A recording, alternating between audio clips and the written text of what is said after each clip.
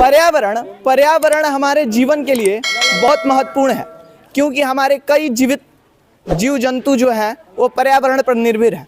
हमारे लिए जल संसाधन, थल संसाधन और वायु संसाधन से लेकर तीनों संसाधन से लेकर ये पर्यावरण पर निर्मित है। पर्यावरण संरक्षण के लिए यहाँ के बच्चे अभी श्री स्वामी रामानंद मध्य विद्यालय रघुनाथपुर में अभी हम आए हैं। यहाँ के बच्चे किस तरीक़ा से तैयारी कर रहे हैं पर्यावरण को संरक्षित करने के लिए, पेड़ पौधा को बचाने के लिए। और ये होना चाहिए, क्योंकि बिहार के हर स्कूल में जो शिक्षा दी जाती है उसमें एक शिक्षा इसको भी ऐड करना चाहिए कि हमारे पर्यावरण को कैसे बचाया जाए। तब जबकि एक विषय है इसका, अतीत से वर्तमान में एक पाठ आता है, उसमें पर्यावरण का संरक्षण का पाठ है। और तो आइए हम यहाँ बच्चों से जानेंगे, यहाँ के जो टीचर हैं उनसे पूछेंगे कि पर्यावरण के लिए बच्चे किस प्रकार से नया एक तैयारियाँ कर रहे हैं और पर्यावरण संरक्षण के लिए कैसे इनको बचाएंगे।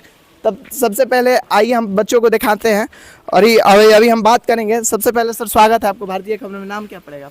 जी धन्यवाद, मेरा नाम शैलेश कुमार ओझा हुआ। अभी बच्चे किस तरीके से मिट्टी का और राख का मिलावट करके क्या बना रहे हैं, नया तरीका से बताइए कुछ। एक्चुअली ये जो है एक वर्मी कंपोस्ट है, आसान भाषा में कहा जाए तो ये गोबर जो जब सड़ जाता है तो वो खाद का रूप ले लेता है और उसे हम वर्मी कंपोस्ट कहते हैं। तो गोबर का खाद है, सड़ा हुआ गोबर है। और ये नॉर्मल मिट्टी है जो गार्डन मिट्टी होती है, जिसमें हम बगीचा में फूल पौधा लगाते हैं, वो मिट्टी है। दोनों को मिलाकर और ये जो बच्चे हैं उसमें गोलाकार आकृति बना के और कुछ जंगली पौधों का उसमें बीज डालेंगे और ये बन के इस तरीके से तैयार होगा। इसके बीच में बीज डला हुआ है और इसे हम सीड बॉल कहते हैं।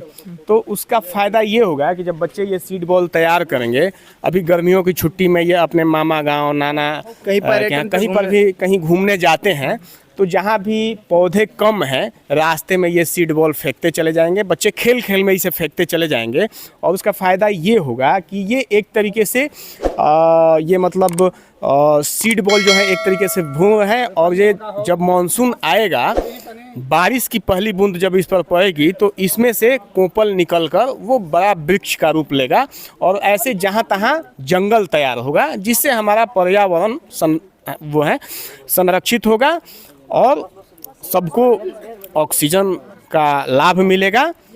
जो देखिए ये एक नया तरीका है, बच्चों को पर्यावरण ऐसे बोलिएगा कि पेड़ लगाने चलो तो काफ़ी कम ही लोग चलेंगे कि घूम घूम के कहाँ पर पेड़ लगाएंगे और बचाव नहीं कर पाएंगे। और ये एक नया तरीका, यूनिक तरीका बता रहे हैं कि बच्चे खेल खेल में भी पर्यावरण बचाएंगे और उनको मस्त खेल भी हो जाएगा। तो दोनों काम करेंगे बच्चे। देखिए एक इतना गेंदा आकार में बना लेंगे मिट्टी में, और जबकि इसमें एक बीज डाला हुआ है और कहीं पे भी खाली स्थान पर बिक देना है इसको। और सर ये लेकर पर्यावरण को लेकर के जो बच्चे लगे हैं, फिर मानसून के महीने में इसका किस प्रकार से बचाव होगा, या खाद हो तो मिट्टी के अंदर डालना पड़ेगा? देखिए वैसे तो ये हम सबकी जिम्मेदारी बनती है कि हम पेड़ लगाएं। पेड़ प्राण के आधार होते हैं और ये हमारा नैतिक और सामाजिक दायित्व बनता है कि पेड़ लगाएं, उनकी सुरक्षा का दायित्व संभालें।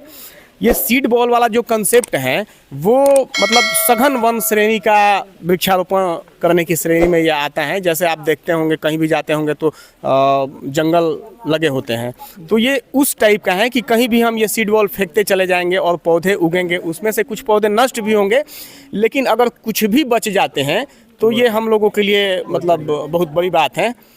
तो एक कंसेप्ट है और इस कंसेप्ट को लेकर चलना है और बड़ा अच्छा लगा कि अभी तक कितने स्कूलों में आप जा चुके हैं सर इस विषय को लेकर? बच्चों को कितने स्कूलों में जाकर बच्चों को बताएं? इस साल का ये पहला कार्यक्रम है रामानंद मध्य विद्यालय रघुनाथपुर में, क्योंकि यहाँ के जो शिक्षक लोग हैं वो पर्यावरण को लेकर बड़े कंसर्न हैं। हमेशा मुझसे बात होते रहती हैं। यहाँ जो भी जावेद भैया हैं, अशोक पाल सर हैं और अन्य सर लोग हैं, अनिल सर हैं, सब लोग हैं, तो इनसे बातचीत होते रहती है। पर्यावरण को लेकर बड़ा कंसर्न रहता है इनका। यहाँ पर वृक्षारोपण भी हमने पहले भी करा है और बच्चों को ये लोग प्रेरित करते रहते हैं। तो ये इस साल का मेरा पहला कार्यक्रम है रामानंद मध्य विद्यालय। कितने का टारगेट बनाया है कि कितने स्कूलों में जाना है?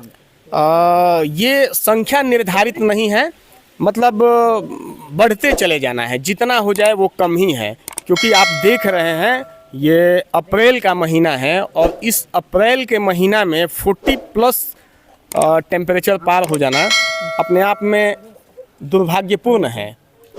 तो हमें प्रयास करना है कि सबका साथ, सबका सहयोग और पर्यावरण सुरक्षा। और हाँ, क्योंकि चलिए अभी सर हैं यहाँ के, इस स्कूल के सर हैं, तो हम सर से बात करेंगे कि सर देखिए आप तो एक शिक्षा से जुड़े हैं, शिक्षक हैं, तो आप क्या सरकार से मांग करेंगे कि इस विषय की जानकारी हर स्कूल में पहुँचे, हर बच्चों को जानकारी हो पर्यावरण सुरक्षित करने के लिए? सरकार से मांग करने की जरूरत नहीं है। हमारे यहाँ शिक्षक मित्रों से तो बोलेंगे। पूरे बिहार में, सुन लीजिए, पूरे बिहार में सभी विद्यालयों में यूथ क्लब का गठन किया गया है जी।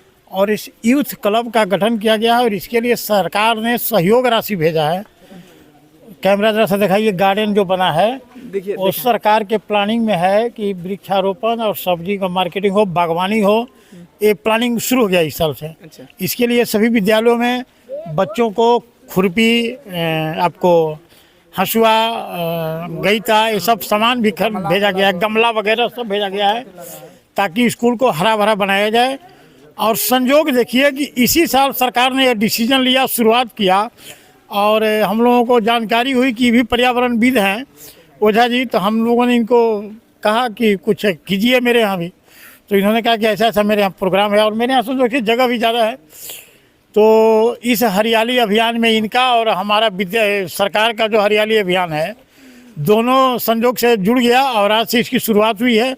और हम समझते हैं कि जो ये कार्यक्रम इनका है, यह अभी अगर शुरू करेंगे तो बिहार के करीब करीब प्रत्येक विद्यालयों में इसकी शुरुआत हो जाएगी, क्योंकि सभी जगह इसकी शुरुआत हो गई है। वही बोल रहा हूँ। तो ये जहाँ भी जाएंगे, हम समझते हैं 15 गो का टीम हर स्कूल में है बच्चों का, यूथ क्लब का। 15 बच्चे तो जरूर कम से कम इनके इस कार्यक्रम को सफल बनाने में अपना योगदान देंगे। रघुनाथपुर में ही 5 विद्यालय हैं, इसकी शुरुआत करें। और हम समझते हैं कि अगर यह कार्यक्रम को चलाएंगे सभी विद्यालयों में, एक क्रांति आ जाएगी। सरकार का जो प्लानिंग है हरियाली मिशन के तहत, उसमें इनका सहयोग भी घी का काम करेगा और यह इनका प्रोग्राम सफल होगा और हमारा बिहार का सारा विद्यालय को पहले ही हरा भरा कर दें, उसमें ये अपना योगदान दें। धन्यवाद। चलिए, ये सरकार के लिए बहुत ही सराहनीय कार्य है, क्योंकि जो अच्छा करेगा उसको अच्छा दिखाना ही हमारा काम है। और ये हरियाली योजना के तहत जितने भी यूथ क्लब बने हैं और बच्चों को पर्यावरण बचाने के लिए जिस तरह से उपाय बताते जा रहे हैं, ऐसे समाज सेवी, ऐसे शिक्षक हों, तो पर्यावरण कहीं नहीं तो कहीं काफ़ी सुधार होगा। क्योंकि वो दिन भी दूर नहीं है कि जब बस्ता के बदले सिलेंडर लेकर ढोना पड़े, तो ऐसा दिन ना आए। तो आप सभी से, मैं अपने दर्शकों से कहूँगा कि एक पर्यावरण, एक पेड़ की रक्षा आप भी करें, पेड़ लगाएं और पर्यावरण बचाएं। आप देख रहे थे भारतीय खबर, विकास पराशर के साथ। जय हिंद।